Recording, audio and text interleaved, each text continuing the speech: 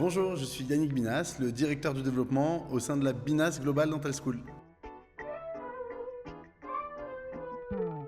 Alors c'est une vaste question, mais on va essayer d'y répondre de la meilleure manière possible. Alors déjà, il y a plusieurs enjeux en fonction de là où on est installé. Première partie, si on est installé dans une grande ville, une métropole ou dans une zone où il y a beaucoup de praticiens. Ça, c'est la première typologie de cabinet. La deuxième typologie, c'est les cabinets en zone plus sous-dotée, où là, par contre, il va y avoir parfois des déserts médicaux ou des zones, en tout cas, où il n'y a pas beaucoup de praticiens. Dans la première typologie de cabinet, donc dans les cabinets où il y a une forte densité de praticiens, dans les zones où il y a une forte densité de praticiens, eh bien on va avoir plusieurs enjeux. Tout d'abord, il va y avoir un enjeu de qualité de service qui est très important parce que c'est ce qui va vous différencier quand vous êtes praticien du cabinet d'à côté. Donc tout ce qui est en lien avec les aspects non cliniques en réalité, parce que c'est ce sur quoi le patient va vous juger.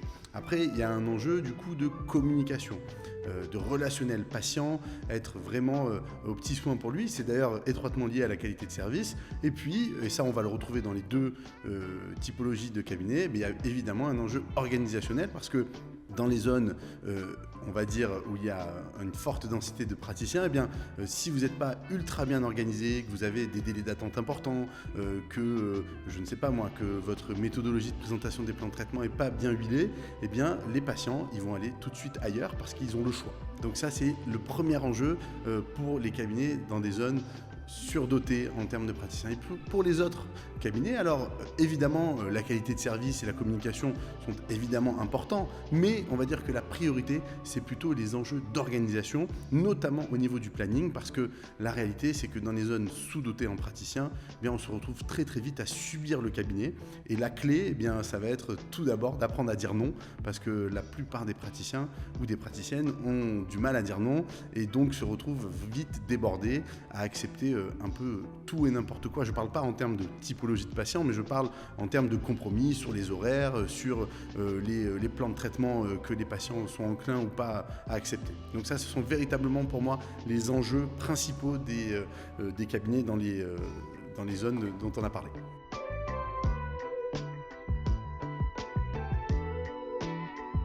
Alors, il y a plusieurs erreurs, bien entendu. On va essayer de les lister. C'est bien sûr pas exhaustif. Premier point, ça va être de sous-estimer les aspects non cliniques. La plupart des praticiens ou des praticiennes sont de très très bons praticiens, cliniciens, techniciens, si je peux dire. Et beaucoup d'ailleurs se forment, investissent dans les nouvelles technologies, dans les formations, les DU, les formations privées. Et c'est une très bonne chose, je vous encourage à continuer.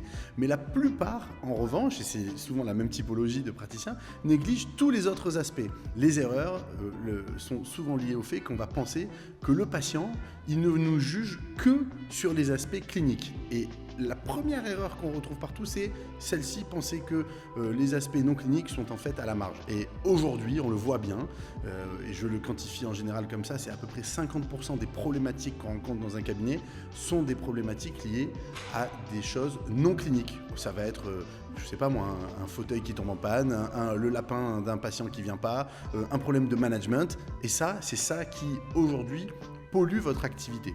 Donc, les grandes erreurs qu'on retrouve, c'est 1, négliger, comme je l'ai dit tout à l'heure, les aspects non cliniques. 2, ça va être aussi de sous-estimer l'importance de l'organisation au sein du cabinet, à savoir la mise en place de process, de protocoles. Parfois, les praticiens me disent « Non, mais ça, c'est trop rigide, nous, on n'est pas alarmés. » Bien sûr, il ne faut pas confondre rigueur et rigidité. C'est pas la même chose. Mais avoir un cadre, ça va être à la fois pour le patient et pour votre équipe, évidemment un gage de confort et de sérénité. Donc je vous invite vraiment à travailler sur l'organisation. Il y a plein de niveaux d'organisation, mais déjà mettez en place beaucoup de systèmes écrits et pas uniquement une culture de l'oral où on se fait confiance, on se tape dans la main. Ça, c'est le deuxième point. Et troisième point, eh bien, c'est des problématiques de management où là, eh bien, on néglige là aussi très souvent le management. On a l'impression que parce qu'on s'entend bien, on se connaît bien ou qu'on se connaît depuis des années, tout roule. Et même quand on est un praticien, une assistante, on doit quand même manager son assistante. On n'a pas besoin d'avoir 10 assistantes au cabinet ou 10 secrétaires pour dire c'est bon, maintenant il faut que je me forme au management. Dès le départ, il faut se former. Le management, ça s'apprend, c'est pas inné. Vous n'avez pas fait ce métier-là pour ça, pour le plaisir de manager, de faire des réunions. Et néanmoins, c'est pareil au cœur des problématiques qu'on rencontre au quotidien. Donc ne pas négliger le management, c'est fondamental. Donc pour résumer, 3 points. 1, négliger les aspects non cliniques. 2, focalisez-vous sur l'organisation et particulièrement l'organisation autour de systèmes et de process. Et 3, travaillez sur le management et votre cohésion d'équipe.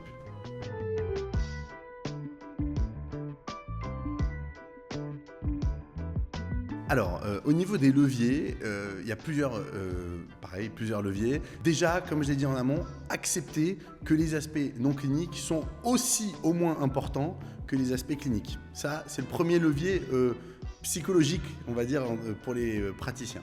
Deuxième point, c'est se former. Il n'y a pas de raison qu'on se forme en esthétique, en implanto, en endodontie ou en ce que vous voulez et qu'on ne se forme pas aujourd'hui en organisation ou en management. D'ailleurs, dans beaucoup de pays, la formation en organisation, on va dire sur les aspects non cliniques, eh bien, elle fait partie intégrante du cursus initial des praticiens. Donc vous allez dans plein de pays, c'est comme ça. Donc acceptez de se former. Et puis surtout, acceptez que ce qu'on fait, eh bien, ça peut être amélioré. Et ça, c'est vraiment un levier important parce qu'il y a beaucoup de cabinets qui ont bien réfléchi à l'organisation, à la communication ou au management. Et pourtant, ça ne fonctionne pas dans leur cabinet. Pourquoi ? Parce qu'en fait, eh bien, on ne peut pas deviner ce qu'on ne sait pas. On ne sait pas ce qu'on ne sait pas. Alors, on peut avoir des affinités, on peut avoir plus ou moins d'appétence pour certains sujets. On peut même aller voir des confrères qui vont nous donner plein de bonnes idées. Néanmoins, il faut pouvoir l'appliquer au sein de son cabinet. Et pour ça, ça passe par la formation. Et ça fait le lien un petit peu avec la question qui est comment, à la Binas Global Dental School, on peut justement vous aider.